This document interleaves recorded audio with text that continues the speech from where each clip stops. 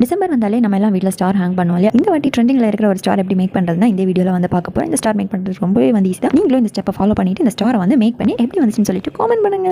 Star make பண்ணுறதுக்காக A4 size paper எடுத்துக்கோங்க. Colour A4 size பேப்பராக இருந்தாலும் பிரச்சனை இல்லை ஒயிட் A4 சைஸ் பேப்பராக இருந்தாலும் பிரச்சனை இல்லை. இந்த ஸ்டார் மேக் பண்ணுறதுக்கு நமக்கு 20 பேப்பர்ஸ் வந்து தேவைப்படும். இந்த வீடியோவில் பார்க்குறது மாதிரி ஒவ்வொரு A4 சைஸ் பேப்பரை இப்படி வந்து ஃபோல்ட் பண்ணிக்கோங்க. லெஃப்ட் சைட்லேருந்து சென்டர்லையும் ரைட் சைட்லேருந்து சென்டர்லையும் வச்சு ஃபோல்ட் பண்ணிக்கோங்க. நெக்ஸ்ட் ஏதாச்சும் ஒரு சைடில் கம் விட்டுட்டு அதை அப்படியே பேஸ்ட் பண்ணி வச்சுக்கோங்க. இனி பேலன்ஸ் இருக்கிற எல்லா ஷீட்டையும் இதே மாதிரி ஃபோல்ட் பண்ணி பேஸ்ட் பண்ணி எடுத்துக்கோங்க.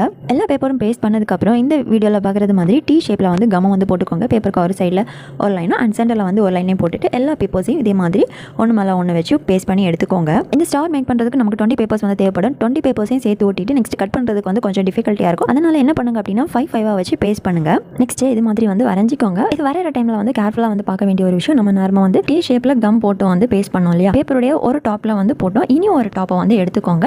அந்த சைடில் வந்து இதே மாதிரி வரைஞ்சி எல்லாத்தையுமே வந்து இதே மாதிரி கட் பண்ணி எடுத்துக்கோங்க. 5 வச்சு பேஸ்ட் பண்ணியிருந்தீங்கன்னா இப்போ கட் பண்ணுறதுக்கு வந்து ரொம்ப ஈஸியாக இருக்கும். இப்போ எல்லாத்தையும் வந்து கட் பண்ணியாச்சு. இனி என்ன பண்ணணும் அப்படின்னா எல்லாத்தையுமே வந்து ஒன்று சேர்க்கணும். நம்ம T ஷேப்பில் வந்து கம் போட்டது மாதிரி இப்போ இதெல்லாம் வந்து T ஷேப்பில் கம் போட்டு கட் பண்ணி வச்சிருக்கிற எல்லாத்தையும் சேர்த்து வந்து பேஸ்ட் பண்ணி எடுத்துக்கோங்க. இந்த வீடியோவில் பார்க்குறது மாதிரி இவ்வளோதான். இனி ஸ்டார் ஓப்பன் பண்ணி பார்க்கலாம் ஸ்டார் எப்படி இருக்குன்னு.